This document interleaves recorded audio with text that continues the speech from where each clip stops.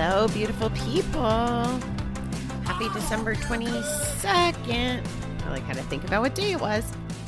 It's Tuesday morning in my world. I did it.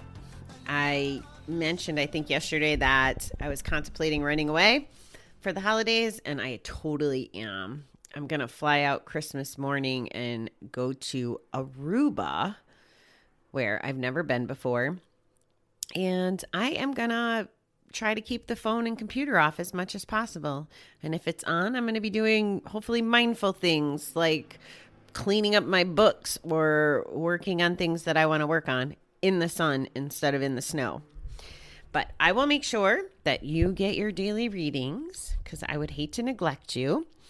And I feel really good about this. I mean, so this is my positive, and I'm sorry if you don't agree with me traveling. I didn't even think about that when I'm sharing this with you. But I have to get, a COVID test and quarantine on both ends and all the things.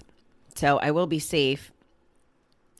But this is when I went on my adventure, I just didn't even have one complete day off where I didn't speak to a client, an employee, or something business related. So this is going to be my attempt. I'm going to reboost myself, get some vitamin D. I'm packing my golf clubs, which excites me a lot too. I plan on golfing and soaking in the sun. So that's going to be my recharge. I hope part of why I tell you this stuff is because I want you to consider it for yourselves, whatever that treat is. So instead of being hung up on, I can't, go to Connecticut. I can't be with the family. I can't do the gifts and do the things. I can't go to Denver. All my normal options were out. So I made lemonade out of lemons is, I guess, the way to look at it.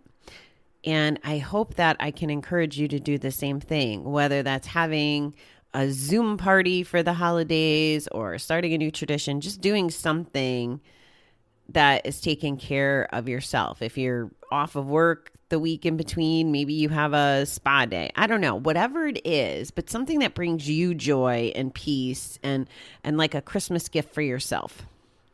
Okay, rant over or lecture over, I guess, until it shows up again. Okay, Oliver Wendell Holmes says, life is a great bundle of little things. We make progress every day in recovery, even when we are unaware. This is especially true if we suffer a relapse. To many people, relapse could easily be the breaking point, but others of us have come through even stronger than we were before. Where did we find this strength? We accepted God and His will in our lives and understand that to make progress, we must also accept some suffering along the way. Before we came into the program, our suffering was at its worst. The decision to seek help was our first step of progress. A willingness to accept the help that was offered was our second important step towards health. We continue to make progress every day, even when we only seem to inch along. At every stage of recovery, we can be proud of what we've accomplished, and it's important to stop and acknowledge this. Once we accept that our pain can give us strength, we begin to learn a positive lesson from every situation. Today, let me turn some of my pain into progress. I always get a kick out of it when the reading aligns with whatever I'm talking about to you randomly. So pain into progress, it kind of lines up with my lemons into lemonade. And this is so true. And I talk about this all the time. And that's part of why I do the podcast, honestly, from my selfish perspective, is because I don't know I'm growing in the moment, or I'm not aware that I'm making progress in the moment. But if I was to go back and listen, I know that I continue to evolve and sound different day by day, month by month. And it's probably gradual and not as noticeable if I was to listen to yesterday's show versus today's. But if I was to go back 3 months or 6 months or whatever, Bobby's different. Bobby continues to be different. And I like that. And I'm aware of it in the sense of I know that I'm changing and growing. I just may not always be able to identify it. I noticed, especially during this last little bout of frustration and difficult stuff, that even though it feels like sometimes I can't control my feelings, I can control my thoughts a little better, in the sense that I'm aware of the fact that whatever the pain is, and there was some pain of some business pain, right?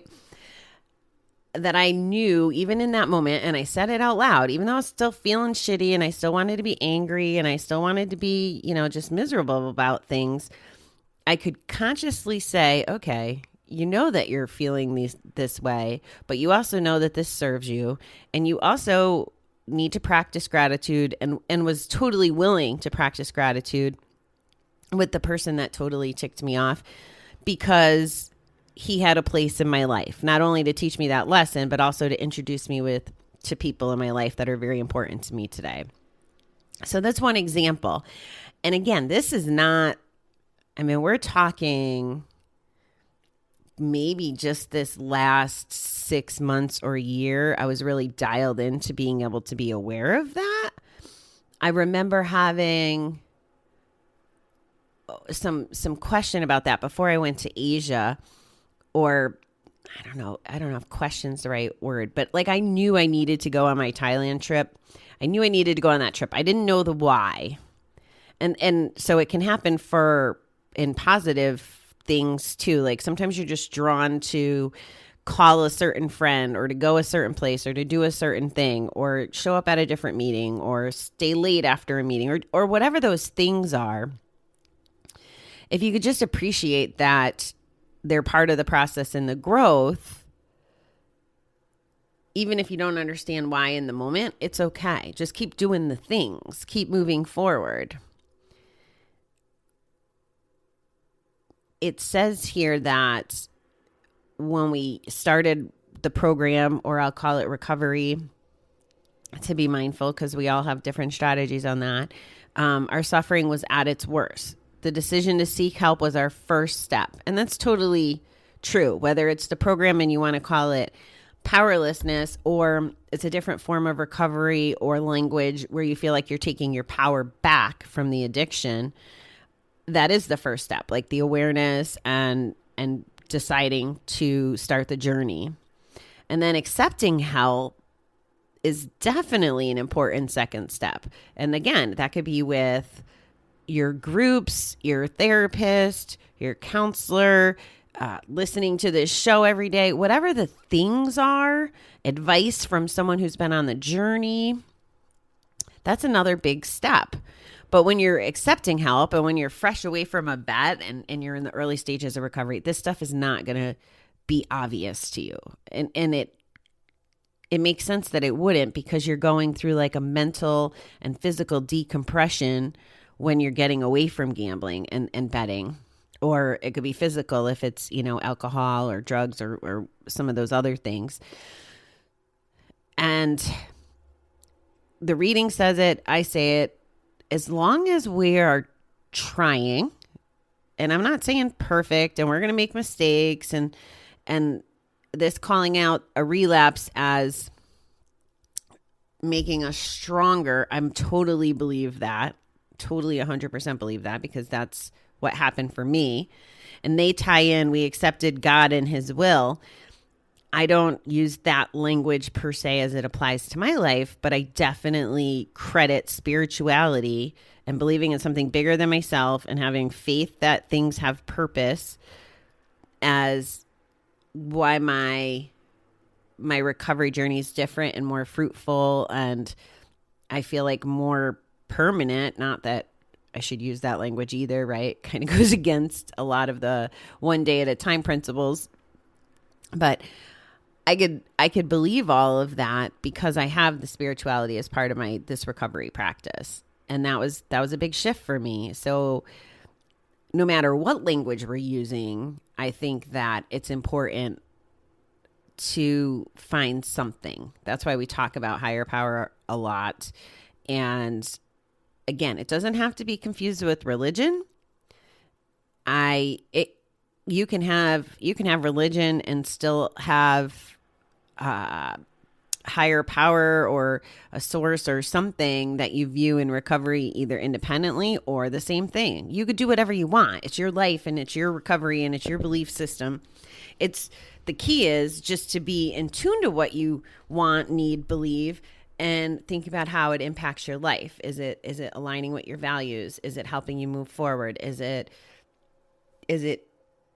making you a better spouse or parent or employee or whatever the things are? Just does it line up with your inner self? Because that's really what I think I'm learning is recovery is really just a journey to peel the layers back that the addiction, like if you think of every time we gambled, we put another jacket or another blanket on so that we didn't have to deal with what was inside our bucket, right? The more layers we put on, the further away from we got from the negative bucket and those bottom 3 inches. And I feel like recovery has taken those coats off or those blankets off and getting to the root of it.